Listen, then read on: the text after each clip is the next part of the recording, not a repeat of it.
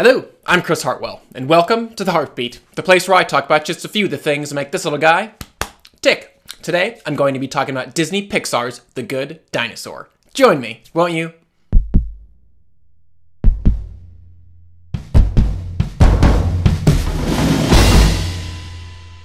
So I've got to say, thus far I've rather enjoyed my time at the movies in 2015, but one of the highlights has to be the fact that I've gotten 2 Pixar films in 1 year, and 2 very different Pixar films. Just looking at the trailer alone for The Good Dinosaur, it was very clear that I was in for a very different journey than I got in the already stellar Inside Out. In this film, the asteroid that was supposed to strike the Earth and wipe out the prehistoric creatures on it ends up missing, allowing those creatures to grow, and over millions of years kind of evolve in a sort of human-like farmers, cowboys, bandits, and scavengers. And it's in that world that we're introduced to Arlo and his family of Brontosaurus-type dinosaurs. But in classic Disney form, Arlo is all too soon separated from that family and forced to grow and mature in his quest to return home. And along that journey, he ends up meeting the human boy, who he names Spot, who actually has a lot more in common with a dog than a Neanderthal. And the pair of them form a very unlikely but very touching relationship. Now, I've got to say, one of the main highlights for this film for me was just how simple the story was. But not only that, how confident the filmmakers were in its simplicity. Now, I loved Inside Out. It's one of my top 5 films of the year. But if I had to nitpick, though the film's director, Pete Docter, who also wrote and directed Up and Monsters, Inc., for the most part was able to continue Pixar's very excellent track record of not simply resting on the cleverness of the concept, I would still have to say there were moments where the sheer volume of Inside Out's wittiness, with its emotion characters, control center, personality islands, long-term memory maze, dream factory, thought trains, and imaginary friends, did partially lead me to lose sight of the story that was being told. Again, I very much enjoyed Inside Out. I found it to be effective and moving, just not a perfect film for those reasons, which is why I point out how enjoyable it was to have such a simple, straightforward narrative on The Good Dinosaur. Now, let's take a second to talk about those mind-blowing visuals on this film. Like every Pixar film, not only was the color, light, and shadow in every moment masterfully directed to support the story that was being told, but on this film there were several moments that were literally photo-real. On top of the texturing and lighting, the digital lenses that were used on this film, with a lot of depth of field, really added to that feeling of reality as well. Honestly, there were just a few moments I wanted to shout at the screen saying, "That's fake! That's not real CG. You guys just went out and filmed that." It was really that amazing. Also, there is just so much apparent research and development that goes into each and every Pixar film. On this one, they spent time in Jackson Hole, Wyoming, Juntero, Oregon, and southern Montana. And per usual, it really showed. It was also really cool to see Pixar's classic, very cartoony-looking character design somehow melding into these very lifelike environments. Regarding this choice to make the dinosaurs not as lifelike as the backgrounds, the filmmakers talked about wanting the audience to identify with them as characters. So for example, with Arlo, they really strove to make him look like a boy. Another element that Pixar does so exquisitely is really kind of highlight the quirks and flourishes found in the world all around us, especially the ones that we don't necessarily take note of all the time. So though we may not notice were they absent, when they're present, they in this very wonderfully unique, really enjoyable way kind of bring us into the story all the more. And I especially notice this in the way they animate animals. From the fish in Finding Nemo, to the dogs in Up, to the bears in Brave. And once again, those darned writers and animators at Pixar brought tears to my eyes with these magically crafted, genuinely moving, very touching scenes, which in this film act as really strong tent poles from which the rest of the film hung emotionally. And a couple of scenes actually really were reminiscent of DreamWorks' How to Train Your Dragon. Specifically the moment where Hiccup earns Toothless's trust, and the pair of them make some epic sand art. And very similar to those scenes, The Good Dinosaur really did something in a lot of its key moments that I love to see on display in cinema, which is when the filmmakers endeavor to create as dialogue-less of a moment as possible. And that's not to say I don't love a great dialogue scene, but there is something really wonderful about a scene that is wholly dependent upon the visual storytelling.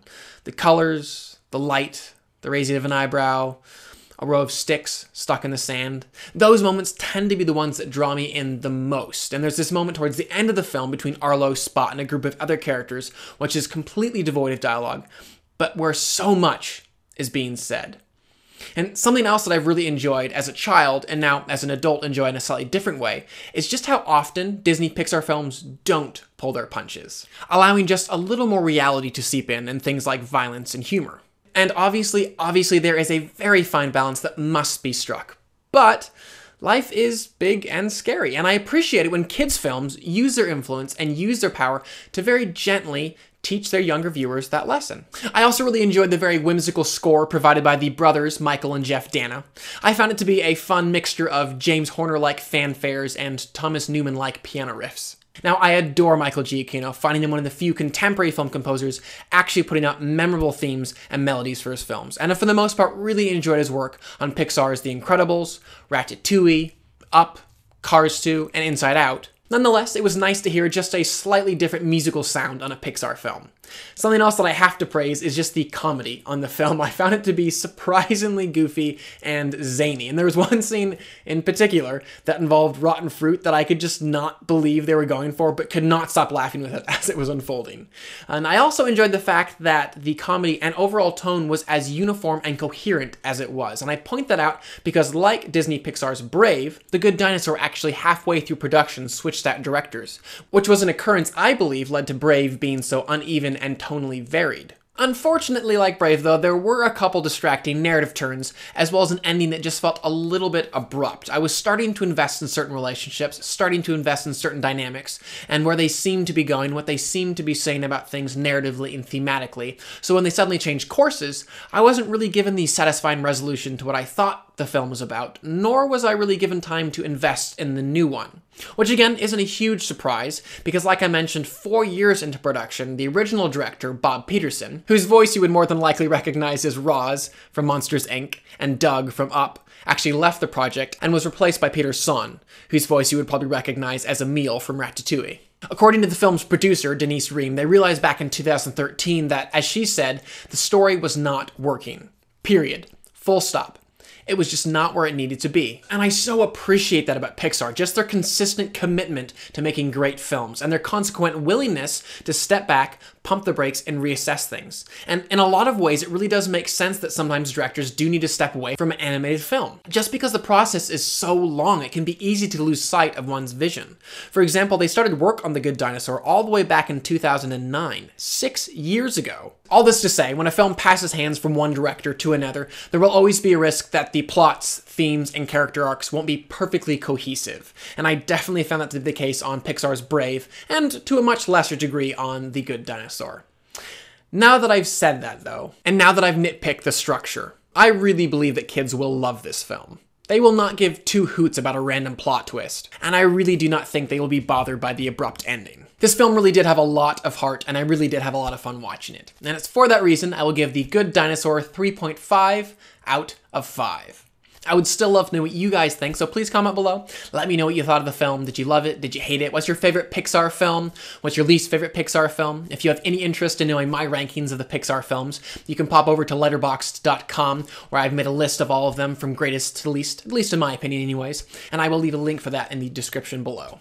Also, please do subscribe. I'm going to continue to review films and television on this channel, and I would love for you all to stay up to date on all of those things. But for now, I'm Chris Hartwell. This is The Heartbeat. Thank you for joining me.